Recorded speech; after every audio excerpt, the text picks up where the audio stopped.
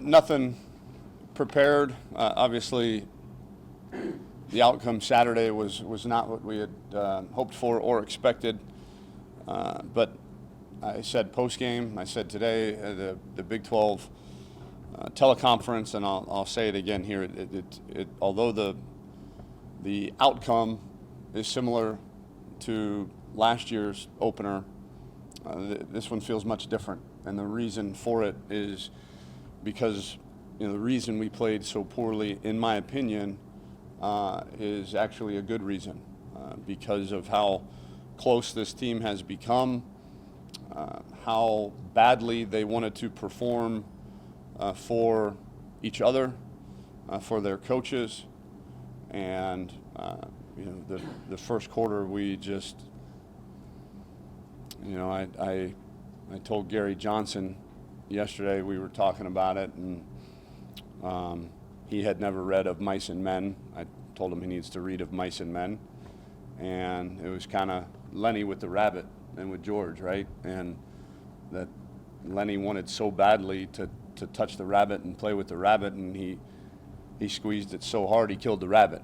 And there's, to me, I know that seems maybe out there a little bit, but I think that's what the first quarter was. We wanted it so badly that we got in our own way quite a bit, and that's correctable.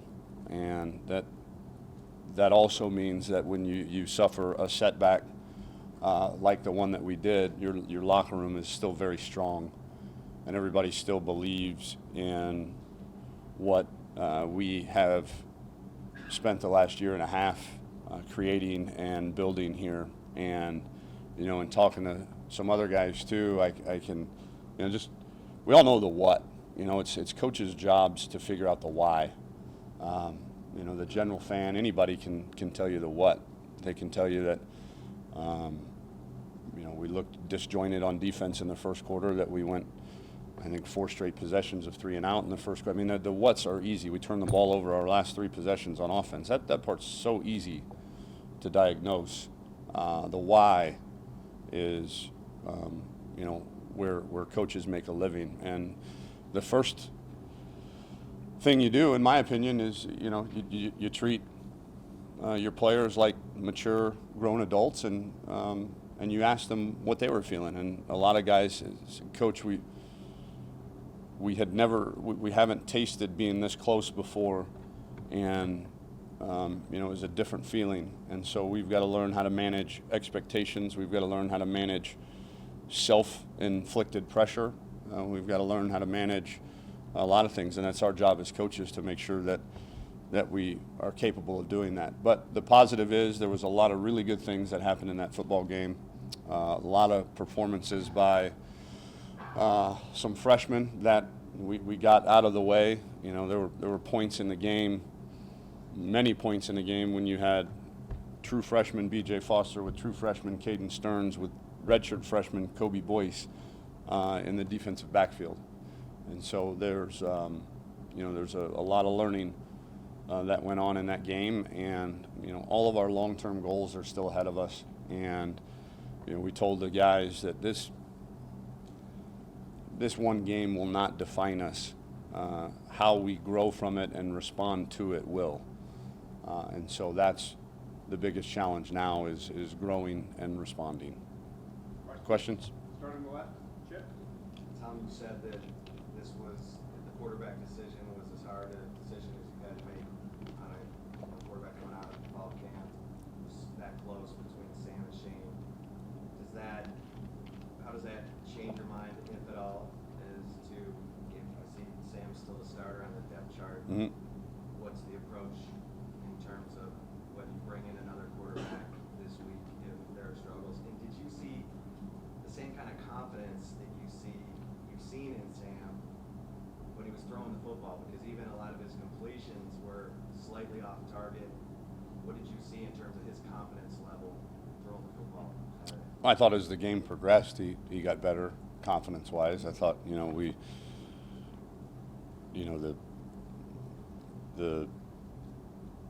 the deep ball touchdown to Devin was an unbelievable catch, but it's also one that we have told Sam, launch that son of a gun, because that dude is really fast out there. And he did, and Devin went and tracked it down. Tracked it down.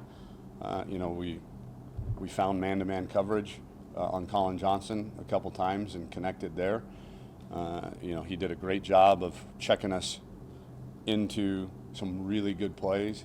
A lot of the completions to LJ were him checking routes based off of leverage to his side. So I was pleased. I thought him, like the entire team, was a bit tentative early, but I think as the game progressed, he gained a lot more confidence. What about Shane or bringing in another quarterback? No, I don't think now's the time to do that. I really don't. I think then you're going to wind up in the same situation that you were in last year. We made a decision. I don't think, certainly Sam didn't play perfect, but nobody did, and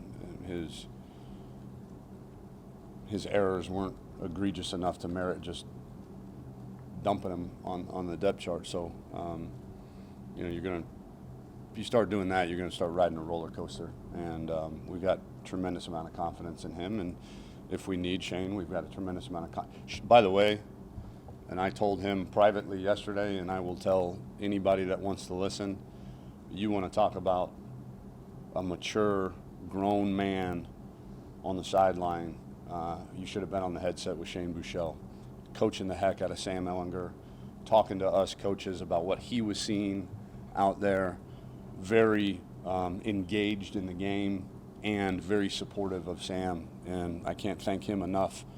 I don't know many guys that would approach that role with as much class and maturity as he did. And it was really cool to see, and really, again, one of the shining examples of the embodiment of our culture and it taking some roots here. You're right, Joe. So you touched on this in the teleconference, saying that Sam didn't need to force it on third down, but after the game he told us that he needed to take a chance. What did you tell him following through the game or film? And then to your eyes, did it seem like despite an offseason where both you and he talked about taking care of the football, he made the same mistakes again? Well, that's a lot of questions. We told him while we watched video yesterday that on third down you don't need to take that chance. Throw it away. We got give us a chance on fourth down. And then no, I did not. I didn't see he, other than that one throw. He made a mistake. He played 70-something other snaps where he played really well and didn't make a mistake. So I was pleased with his performance, save for that one decision. Who left, Danny? First, do you have any updates on Brandon and Devontae? Yes. Chris Boyd had a little ankle sprain too. So if we were in the NFL right now, and you got what do you got? Anwar here, he covered the NFL, right? You got what is it? Probable, questionable, doubtful, out. Chris Boyd would be probable. I think both Devontae and Brandon would be questionable, and John Burt would be out. Probably not going to see John Burt for another week. So it's Monday of game week. Obviously, those two guys are starters, the ones you asked about, Brandon and Devontae. And so we're going to continue to evaluate them throughout the week. And secondly, now that you've had a couple days to review the Gary's play that he got, the targeting penalty run, is there a way to address targeting with your guys, or is it something that does such manage?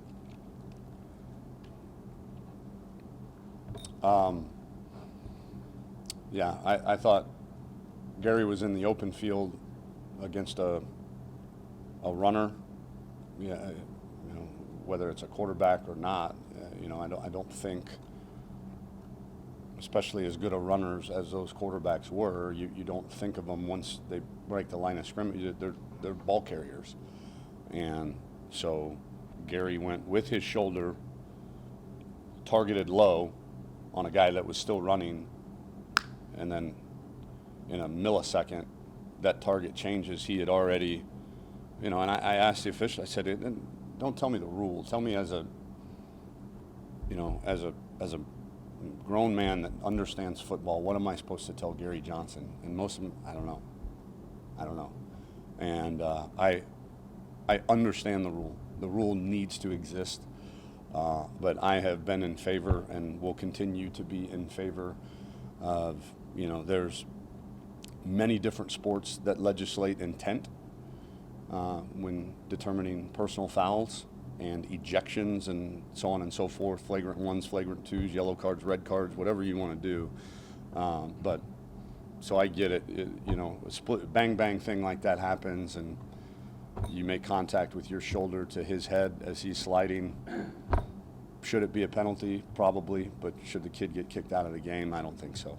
I really don't. So, but we're going to continue to teach, we're going to go low and, if we have an inkling that the guy is sliding, we're going to try to determine that as quickly in the very few milliseconds that we have to determine it and try to pull up. But again, he had already made the decision and was in the process of making the tackle when then the guy slid and, is unfortunate.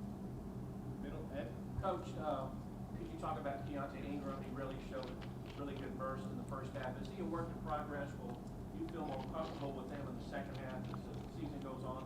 Oh, yeah. Yeah, I think you'll continue to see his role progress and increase. There's no doubt in my mind.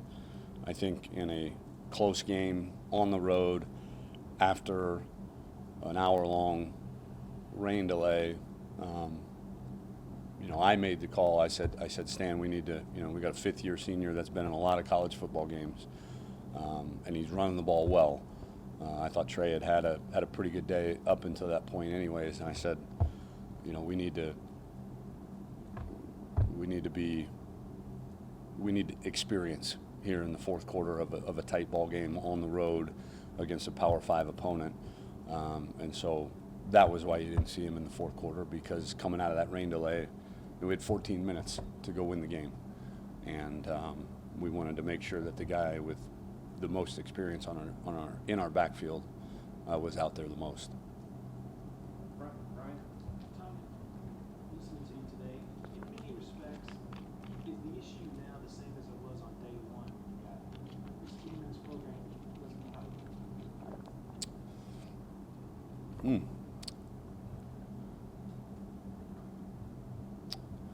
I think we're learning. I think, John, you told me the University of Texas football hasn't won 3 straight games since 2013. So we're learning how to win, and I think, again, losses are unacceptable. Losses hurt really bad. And this was, like a funeral home around our building yesterday, and it should be. It should be, because if it doesn't matter, then you don't care. And so it matters very, very much to those kids in that locker room. But I think, going from player to player and talking to guys that you trust on the team, you figure out that's real, that they could taste it, and they haven't even. If you talk to a lot of the veterans, they hadn't even tasted it before. They didn't, they have a lot of confidence. They have a lot of confidence. We've got to channel that confidence in the right direction, and that's our job as coaches, is to teach that to them, and because of that, I don't think it's the same problem as when we first got here. I think had we drove down and scored the game-winning touchdown in a 2-minute drill, our plane ride home would have felt better. Our food would have tasted a little bit better. But the problems that existed up until that drive still would have existed. The first quarter slow start, the couple turnovers there in the fourth quarter, assuming you didn't turn the ball over and you scored a touchdown. So we still had a lot of issues to work through, regardless of winning or losing. And I know that the guys are chomping at the bit to go do that. So, to answer your original question, it's a work in progress, but I think we're much closer to having that part down than we were when we got here. So, not the same problem. And then secondly, there had to have been something other than just going more up tempo in the second quarter. Because it was such a dramatic change offensively. What did you attribute it to? We got on the headset and we said these guys are thinking way too much. They're trying to be perfect. And we were paralysis by analysis. And that's, you'd rather it that way than the other way, trust me, that they, with the opposite being they don't care and they're not paying attention or anything like that. And so we felt like the best way to get them to stop thinking so much and being so tentative was just go fast and take the thinking out of it for them and just go play. And it helped. But it was a collective decision offensively to say we got to get out of this funk. And why we all know the what. The what was the 4 3-and-outs. Okay, what's the why? They're out there, they're paralyzed right now because they're analyzing way too much. Okay, we diagnosed the what, we diagnosed the why. How do you fix the why? For us, that was go up tempo, take the thinking out for them, and maybe that's the way you start some ball games around here. So they don't have any time or energy to be nervous or uptight. Mark, Coach, when you did take a more active role starting in the second quarter, what were some of the positive things that you may have saw from the team, the players, how they responded? Can you just give me a little bit more of a insight on how that offense started flowing? I felt like when you do go up tempo, you create a little bit of chaos. We were not perfect assignment wise. That was one thing that we turned some guys loose, but we had some ball carriers, break tackles. Sam, we threw 4 verticals, but it was up tempo, so Sam really hadn't diagnosed the coverage, and it was a one high man coverage, and normally the ball should go, by definition, go to the outside receiver, but he threw a beautiful back shoulder ball to LJ down the seam when he was covered in man. Now, in the playbook, does it say, hey, one high man, throw a back shoulder to the seam? No, it says play your one-on-one matchup outside. But he was going fast, he made a play, and LJ made him right. And so that I saw a lot of confidence being built in the players as they went. Yeah, we didn't block the nickel on power when he was blitzing. Guess what? Trey Watson made a miss and bounced around and made 6 yards.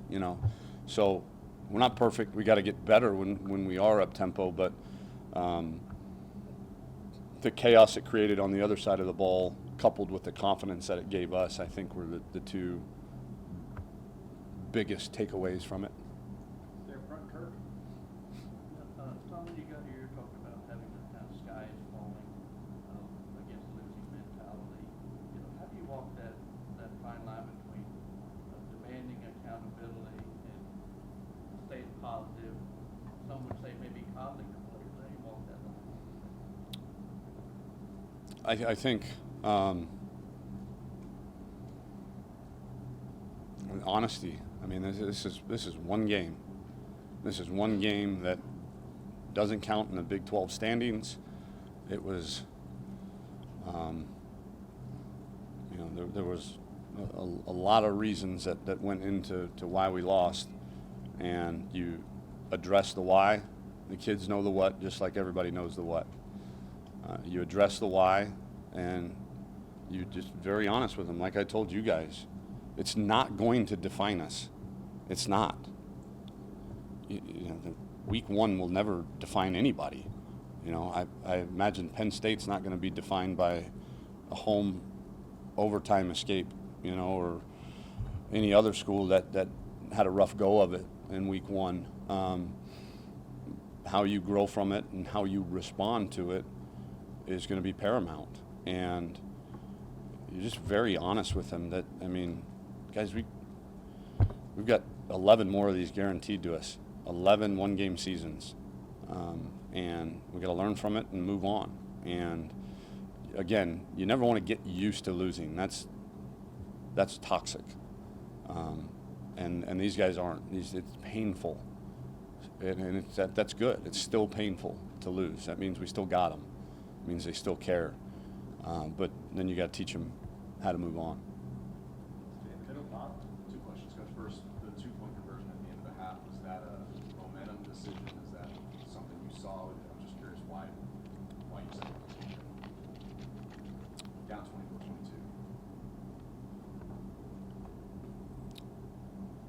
Yeah, that was we were playing a lot better defense, and I wanted to tie the ball game up, and down by 2 on the chart that every coach has says, yes, and in a little parentheses, coach's decision based on point in the game, and so felt like we were, we had 3 really good offensive series.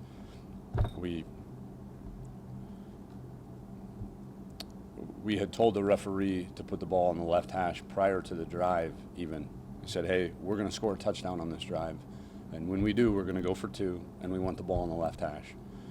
And they put it in the middle. And because of the new clock rules, if the 42nd, by the time we realized that, we said left hash, the play clock was under 25, and you can't move the ball once it's under 25. So we had to run a play that we hadn't practiced from the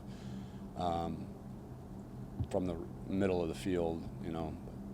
I can't remember if we had timeouts at that point or not. I don't think we did. I think we'd used them on, we dumped the ball to Kyle, and then I think we had to use the last timeout. So we were going to run it because we had called it. And then second, you talked last week obviously about how excited you were, the trajectory of the program, all those type of things. When you see 10 penalties for 102 yards and 3 turnovers later, are you surprised that happened? I know you've gone through a lot of coaching things, but you're as excited as you are and think you're making the progress you're making. Are you surprised by those things? I was surprised. Again, I think Maryland had 9 penalties, so there was a lot of flags being thrown out there, and that's sometimes the way that ball games go. And the one thing that I was happy with was that, we had a delay of game on purpose. We had a delay of game because we had a fake punt called, and they weren't in the right look, and Andrew Beck didn't realize how the play clock, and he's our captain of the punt team, and he was checking us out of it and just took too long. But other than that, procedurally, we had a holding call on Shaq that I think was very disputable, but we overcame it and actually scored a touchdown on that. And then pass interferences, I don't, Devontae certainly was, Chris Boyd was, in my opinion, we send a lot of the ones that we dispute, a roughing the passer, following through on a pass rush from Charles, they were all aggressive penalties. They weren't false starts. They weren't, we had 1 false start, there weren't a whole lot of false starts, illegal motions, offsides, procedural things that you would say your team is undisciplined or lacked focus. They were aggressive penalties that we'll get corrected and coach off of, but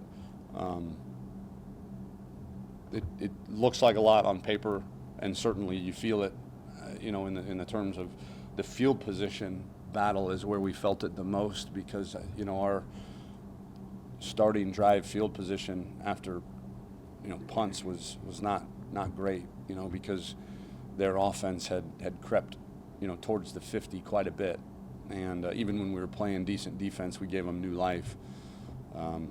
So that it was a little surprising, and certainly we felt the effect of it. Far right, center. Tom, many of your fan base, particularly said it almost. You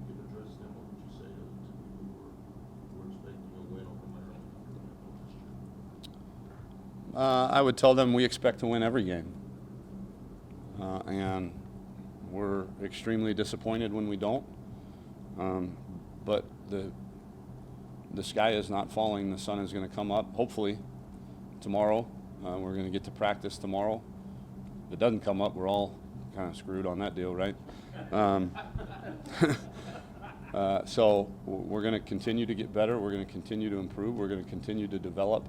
I would hope that they saw the same things that I did, that breeds confidence and some hope that, you know, if we get this tentativeness issue fixed, that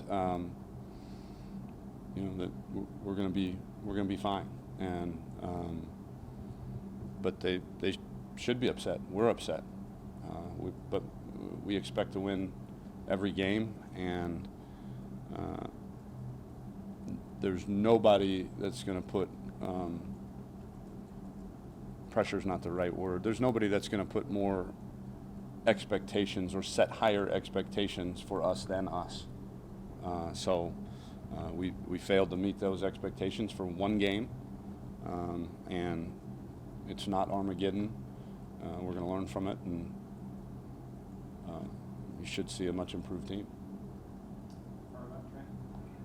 Brandon showed a little bit of burst in the game on Saturday. I know he's questionable right now, but do you feel like moving forward for the rest of the season, like getting a little bit of better? Yeah, that's as good as, you know, as good as 2 punt returns that we've had around here in a while. And so kind of the thought, to be honest with you, was, you know, Brandon was the guy that was going to catch it, and the guy you trusted on the road against a Power 5 opponent, you know, in a pro stadium, first game of the year. Deshaun Jameson being the backup. So I think we feel good. Deshaun got some, you know, he got a touch on offense. He got some returns in the kickoff game.